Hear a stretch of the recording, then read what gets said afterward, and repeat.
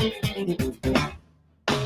know that you want me, Lord, have mercy, look in my eyes. You can't hide your feelings to feeling you can't deny. I know that you want me, Lord, have mercy, look in my eyes. You can't hide your feelings to feeling you can't deny. Can't deny it, baby. In my eyes. Look in my eyes.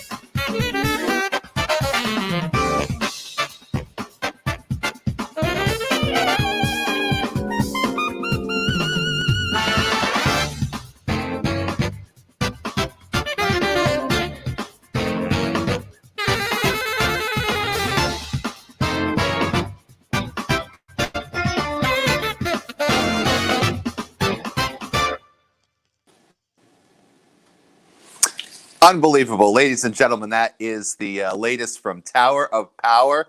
That is an awesome song. It's called Look in My Eyes, and their new album is called Step Up.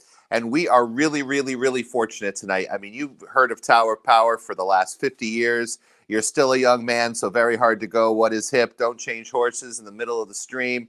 They've got a bunch of top 40 hits. They've been a mainstay for a long time. They played with tons and tons. I mean, the artists that they have collaborated with and played on their records is amazing. And they have this new album out that is charting really well. And we are very fortunate to have the founder of the band, Emilio Castillo, who's here.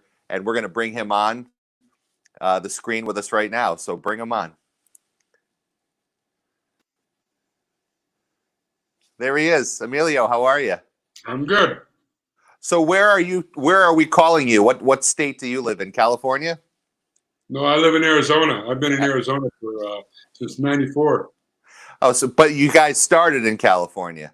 Oakland. Oakland, right? Like one of the records back to Oakland, right? Exactly.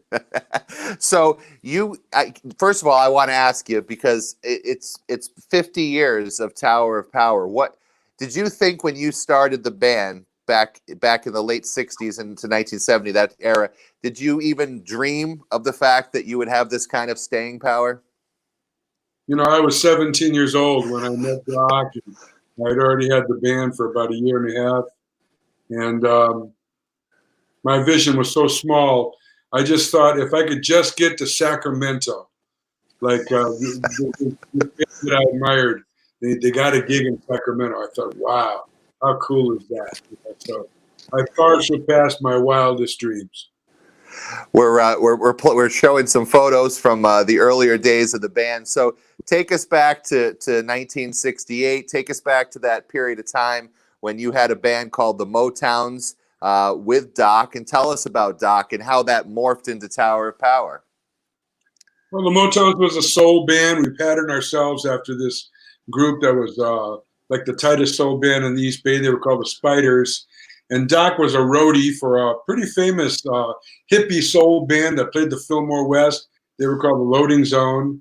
And I wanted to borrow their organ. And they sent him over to sort of interview me to see if I'd be okay to use their B3. And I assured him that I wouldn't spill any Cokes on it or nothing like that. And he said, "What kind of band do you have?" I said, "We're kind of like the Spiders." Well, the Spiders had kicked the Loading Zone's butt about a week before that at the Barry Espa Bowl. And so they were still smarty from that. And Doc really dug them. And he goes, "Yeah, you can use the organ, no problem." And when the set was over, he comes up to me, he says, "You got a nice band." I go, "Thanks a lot." And he goes, "Only one thing wrong. Your horn section needs a little bottom. By the way, I play baritone saxophone." So we gave him an audition about a week and a half later, and everybody's eyes got real big when they heard that big low horn, and he's been in the band ever since. So tell us about the early days of the band and some of the initial success you had. I mean, what did you guys think when you started, hitting the top 40 with your records? Well, we were shocked that we even got signed to Bill Graham's label, to be real honest. Right. Everybody wanted to be on that label. The Fillmore West was the place to play. And he had just started these new record labels, one distributed through Atlantic and the other one distributed through Columbia. And I mean, famous people were flying in to the Bay Area to try and get on these labels. And we were nobody, but somehow he dug us, and the record producer also, David Rubinson, liked us, and they signed us to our first record deal. So I was stunned. And then we did our first record. We cut it in 2 weeks. And David Rubinson produced it. It's the first record he ever did by himself. And within a month, I heard it on the radio. And I was banging on the wall. Doc was in the other bedroom, I was banging on the wall. Doc, wake up. They're playing us, And we were on the most popular FM station in San Francisco, KSAN Radio. And after that, I started hearing it all the time. They played the whole album, every single cut, all day long.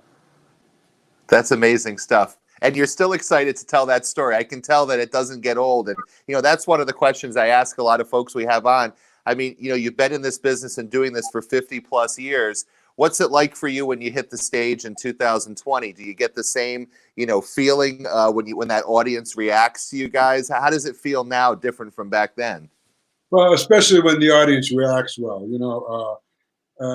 not every night is a killer audience, but if the audience is really, really hyped up, that makes us play even better, So I would say 95% of the times that we play, it's not very hard to get up for the gig, Are there any gigs over the last 50 years that, stand out as like, oh my God, like it can't get much better than this? Are there any ones in your mind that really, maybe it was you playing on a bill with somebody else, or, but an audience that was just so good that you're still thinking about?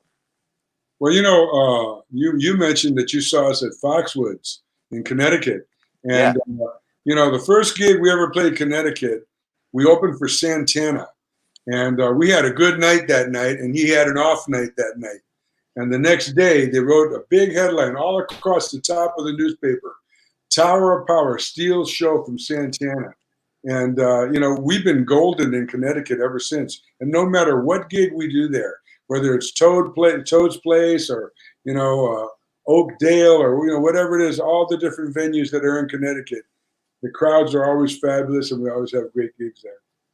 Now, speaking of Santana, you worked on a record with him in 1983. Am I right about that? Yeah, what was that? Blues for Salvador, I think. And so what did you do with that? Did you play on it? Did you help produce it? No, our horns, we put some horns on the track for him. Actually, Jerry Wexler produced that record. And, he was an idol of mine, so I got to sit with him and ask him all kind of questions like a kid in a candy store. It was fun.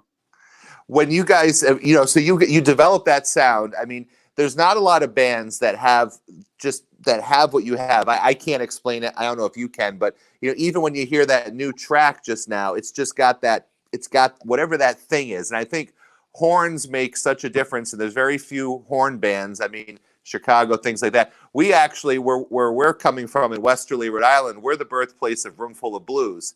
And so they all went to school here in my town of Westerly. And so they're another band that like when those original guys get together and they just, I don't know what it is. It's like a magic that's created. And I feel that when you guys hit the stage and when I've seen you is just, there's something about it. How many people are in Tower of Power currently?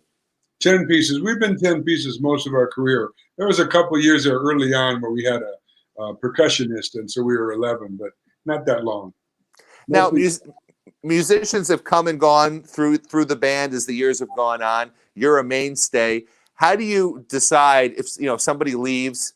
How do you guys all, or is it you? How do you pick the musician that's going to be able to hit it and gel with the rest of you?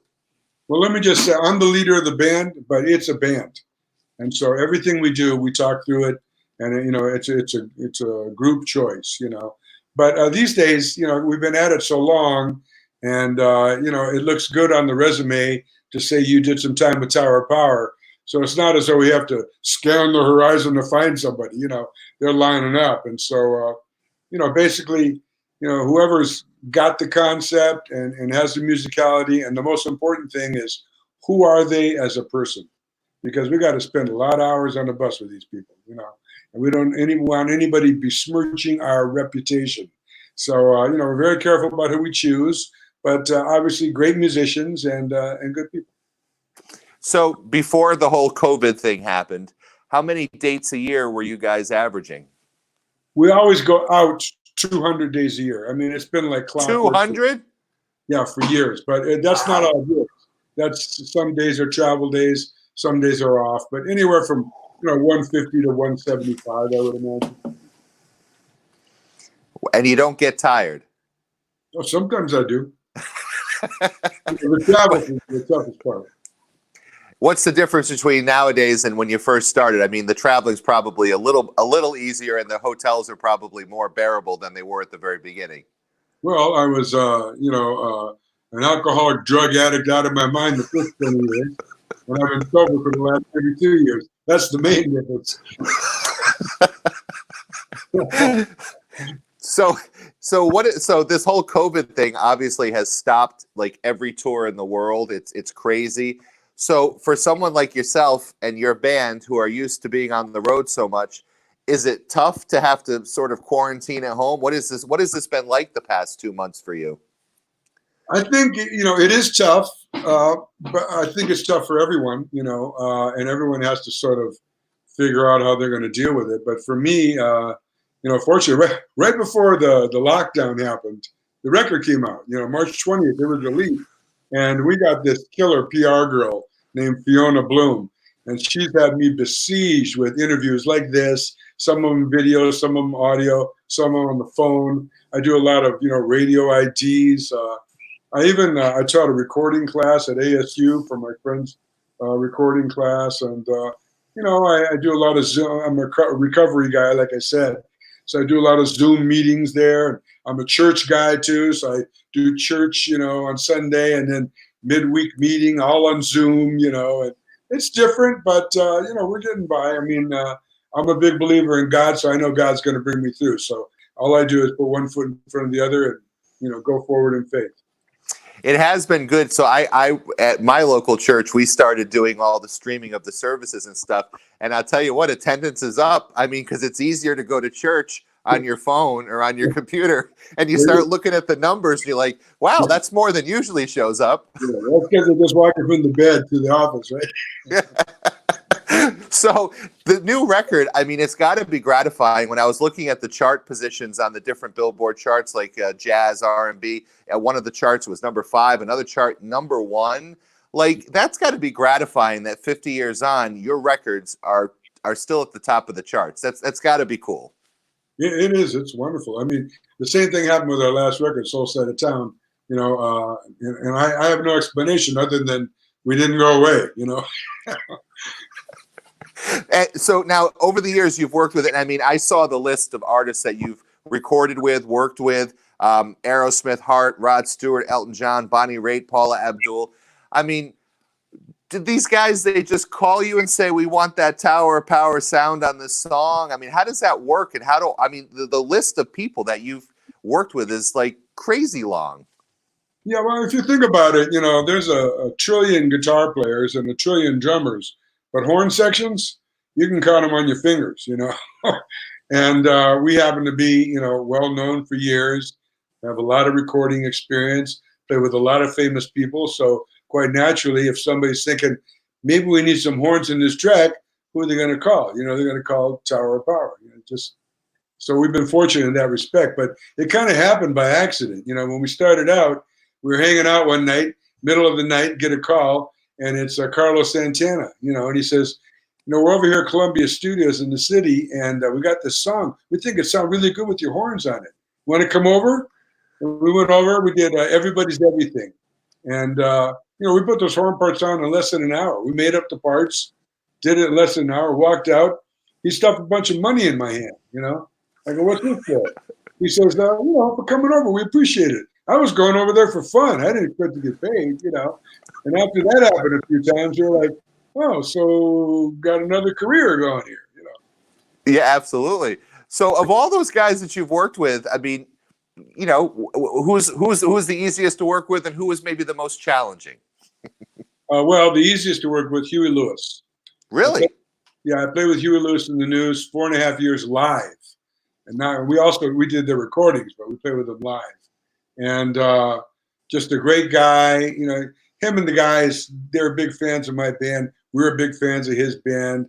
You know, we had similar tastes in music. We wrote similar ways, and we just saw eye to eye musically. So it was an absolute pleasure to work with him. And as far as who was the most difficult, not going to get that out of me. I figured that's why I said challenging rather than who was the biggest jerk. But you don't have to tell us. So Nobody when was you too challenging. so when you're I read that you play like you're a multi-instrumentalist, and I want to go back because on in the folklore of how all this got started, you and your brother were maybe misbehaving, and your father said to find a new hobby. Is that kind of paraphrasing what really happened? Yeah, we had a very short crown career. We decided we were on our way to the swimming pool, you know, summertime, and we were walking to the swimming pool. You had to go through this little mall to get there, and there were these tight pastel colored T-shirts that all the young guys were wearing. And we got the brilliant idea: we'll go in and put on 3 of those tight shirts, put our shirt over it, and walk out. And we walked out. The manager's right there waiting for us. Called my dad. My dad gave me a notebook, said, fill it with why you're never going to steal again. And while you're in the room, think of something that's going to keep you out of trouble. You're going to be in that room all summer. My friend had just got back with a guitar from Mexico, and the Beatles had just come out. We said, we want to play music, Dad. He said, get in the car. We got in the car. He took us to Allegro Music in Fremont, California. He pointed at the wall because all the instruments were on the wall. He said, anything you want. I pointed at the sax because I always thought he was the coolest guy. My brother pointed at the drums because he always thought the drummer was the coolest guy. And then I'd like to tell you that we practiced for years and years and years and then started a band. But we did it backwards. We started the band that day, and then we learned to play. And I remember we were in the room, and my brother's banging on the drums, and Jody knew the beginning to Pretty Woman. Da, da, da, da, da, da, da, da, da, right? And he was doing that, and I was squeaking on the sax, and my mother walked in. She said, they're going to be huge stars. That's a good story. I like that. So, how do you write songs? Do you write them on the piano? Do you have it in your head? Like, what instrument do you tend to write a song on? I write on both guitar and piano. Doc just plays piano. We both do lyrics. And for us, it's kind of like a fishing expedition. You know, we get together. First thing we do, we pray. We pray, and then we start talking. You know, if he's got any ideas, he tells me about them. If I got any ideas, and that may be a hook line, a chorus, could be a storyline, it could be a melody, it could be a feel, it could be a rhythm, all different kind of things. And we just kind of toss around. And when something clicks, we feel like, hey, let's follow this up. It's kind of like getting a snag when you're fishing, you know, and then you just reel it in. If you got a hook, you know, a chorus, you write the story to the hook. And then you develop it in the second verse, make a left turn after the second verse. We call that the bridge. Maybe go back to the B section of the verse or do a third verse, go to a ride out, set it up with an extension. It's just like reeling in a fish. I like that story. That's really cool. So, what were you listening to then? So you mentioned the Beatles, and you were probably right at the age around Ed Sullivan stuff. But you know, so how important was when that sort of rock and roll thing hit? And then where did you get the rest of your musical influence? Well, you know, I was already really into music, just as a listener. I didn't play anything, but my parents, you know, I grew up in Detroit till I was 11, and then my dad moved us to the Bay Area. But you know, my dad was a bartender, so he was a nightlife guy, you know. And they had, you know, in the '50s, that's when the hi-fi came out, you know. And my parents had albums, so we would listen to Dinah Washington, Nat King Cole, the Platters, Elvis Presley. They had all, you know, we even had Mario Lanza and K-Star. I loved listening to singers and songs, and I was a real good mimic. My mother said I could sing Only You by the Platters verbatim at 6 years old while sitting on the toilet. Good. I'm glad you didn't leave that out. What's that? Glad- Sorry, you're breaking up. Bad connection. So who are some of the guys that were in the 60s right before you started that you were paying attention to? Obviously, James Brown, people like that have to have had an influence. Oh, certainly. You know, we dug James Brown. There was another funk groove guy called Dyke and the Blazers. And we dug, there was a really great soul singer named Howard Tate. We dug all the Motown stuff. We were huge Memphis soul fans. You know, so Sam and Dave and Otis Redding, really big with us. And also Chicago soul. You know, Curtis Mayfield and the Impressions, the Isley Brothers, Jerry Butler. You know, we dug all that stuff. And then later on, Philadelphia soul really hit hard with me. The Spinners, Stylistics, Harold Melvin and the Blue Notes, the OJs, all that Philly soul. Loved it. It's all awesome stuff. So what are some of the fan favorites when you're out on stage and you guys are playing? How do you pick your set list? And what are songs that you never leave off the table that you always do? And what are some of the ones, I mean, how do you pick a set list when you're going out on a tour? Well, we rotate. We have 4 90-minute sets, and about 2/3 of each set is different. And then there's the third of the set is the songs that we got to play every night. You know, we got to do What Is Hip. We got to do You're Still a Young Man. We got to do So Very Hard to Go. And there's a few others that fall into that category. And then we mix it up. We do a different intro. We do different songs, some more current, some from the middle of our career, some that, you know, were not that popular, but we love to play them. We're very selfish about what we choose because we find that when we play music that pleases us, it makes us play better and the fans love it. So, you know, we make up these creative sets and we do those 4 sets. We revolve them as we go on tour. And then after a while, we're like, oh, let's change it up. We'll rehearse, work up some other material and make up some other sets to rotate. And then some of your songs, like So Very Hard to Go, that was in that Will Ferrell movie, Semi-Pro, it gets picked up and then almost like another group of people discover the song. I mean, you probably find that you're like an older song and then younger people be like, oh yeah, I know that new song from the movie.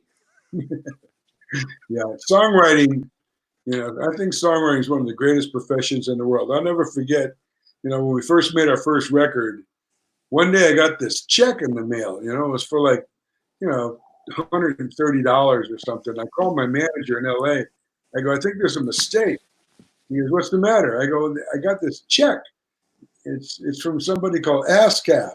And he goes, no, that's airplay royalties. I go, but it's for me, it's for the band, right? He goes, no, you wrote the song, it's for you. It didn't seem right, you know. And then 6 months later, I got another one. This time it was about $650, you know. I call him up, I go, look, man, there's a mistake. You know, I got another check, and this one's for $650. He goes, no, those are your royalties. And, you know, I realized shortly after that, it's just like you write songs, and for the rest of your life, they send you checks. It's amazing. I like that. Our friend Terry Sylvester from the Hollies was saying that they had a really good contract and that they all split everything equally. So every time they use Long Cool Woman in a Black Dress in some movie, he gets a check. And he's like, this is really great. It's the gift that keeps on giving 40 years later. Yeah. And then they find all these weird ways to give you more royalties. You know, like in the last few years, now they got Sound Exchange, and all they do is collect digital royalties, you know, from all these websites and YouTube and, you know, all the digital ways that they play your music and use it. They collect all that money, you know, and they have a thing now called neighboring rights royalties. And I have no idea what that is, but I get checks. It's weird. Sometimes they're for $3, sometimes they're for 300, but it all works. I like it. That's good. I need to go into that business. So what do you got for, you know, I mean, what are you guys thinking about as far as, you know, the fall? Is you think you're going to be able to go back out this fall, or when have you rescheduled? Obviously you had to put some dates off. Are you rescheduling just for next year, or how are you handling it? Well, I know we've rescheduled some for October, but I don't know if they're going to happen or not. You know, it's not the kind of thing that I can just go, here's what's going to happen, because nobody really knows how it's going to unfold, you know. I mean, how are they going to have concerts? You know, are they going to have everybody stand 6 feet apart? Are they going to put up plastic barriers? Somebody sent me, one of my old guitar players sent me a photo that somebody put together, and it was an old drive-in movie. And there was a stage set up in front of the screen, and a band was playing, and there were lights on them. But behind them on the screen, you could see it. And then all the cars were parked like in the old days at the drive-in movie, you know. I don't know. I mean, I don't know how it's going to play out, and I don't know when it's going to play out. But I suspect that by next year at least, we'll be touring again. Well, it's funny you mentioned the drive-in, because here in Westerly, Rhode Island, we brought back the drive-in down at our beach. And it's the only thing that the governor of Rhode Island will allow us to do for activities this summer is open the drive-in. And so we're going to do a concert in July with Peter Asher from Peter and Gordon. Yeah. And he's going to come up and do a concert and use the screen to project on and tell the stories about how he, you know, produced James Taylor and Linda Ronstadt, all that. But we're actually going to do that because we've seen that. And it's like, that's the only thing allowable. And people will be in their cars watching a concert. So we're actually going to try it in July. Yeah, cool. Now, we work with Peter Asher. He produced Linda Ronstadt and Aaron Neville doing When Something's Wrong with My Baby. We did the horns. I got the Grammy. Wow. He's a great guy. Peter's great. He's been here a few times, and I used to manage the group that was always confused for Peter and Gordon, the group Chad and Jeremy. Yeah, I saw them live in the 60s. Yeah. So I was their road manager about 10 years ago, and we went all over the country. It was fun, and that's how I met Peter, and we got to so the world is really small, Emilio. So maybe if this whole drive-in things works out, we're going to have to book Tower of Power down here at our beach. Absolutely, man. Well, thank you so much for taking the time to talk to us tonight. I want everybody to go out and download a copy of Step Up. In fact, you don't even have to go out. You can just use your phone and download Step Up, and then that way Emilio can get another check. Hey, in all seriousness, thank you so much, and I hope someday we can bring Tower of Power to our hometown too and have some fun with you. But thank you for taking the time tonight. My pleasure, Caswell. God bless you, man. All right, you as well. See you later. Bye. All right, now how cool was that? Come on, Emilio Castillo from Tower of Power. Like, that's the band, like, huge band. My favorite is Don't Change Horses in the Middle of the Stream. Although I have to say, Look in My Eyes is like my new favorite because that video is just absolutely amazing. And Emilio's taken lead vocals on that one, which he has done over the years as well. And he's the band leader, he's the founder, and he's also the sax player and multi-instrumentalist. So it's really, really, really cool that we get to bring awesome musicians on like him. And if you're new to watching the Caswell Cook Show, or as we call it now, because we're here a little more often, Caswell Tonight, please like our Facebook page, The Caswell Cook Show. And if you're watching on YouTube, on the Caswell Cook Show YouTube page, we would really love it if you'd subscribe, because we have some really cool guests, such as next week we have Peter Asher, who Emilio knows. So it's really cool. So if you could follow us, that'd be great, because we're trying to get ourselves out there as well. And I want to thank all the crew and management of Tower Power for making tonight possible as well. And I want to thank Emilio. So that's it for us for this week. We take the long weekends now. But we're going to be back on Monday night. And next week we've got Peter Asher. And we also are working on John York from the Byrds. So we're looking, and we got some more people coming too. I'll have to announce them over the weekend as we get there. Lots of great interviews coming up. We also, at some point, are having Joey Mullen from Badfinger come on the show. We were talking about that. So I have to go back to the Rolodex and start pulling out some more folks, because we've been doing these shows so much and we've had so many great guests. Anyway, that's it for tonight. Thanks for joining us. This is the Caswell Cook Show, Caswell Tonight. On behalf of Ben, my producer, thank you, everyone. Good night, everybody, and good night, Mom.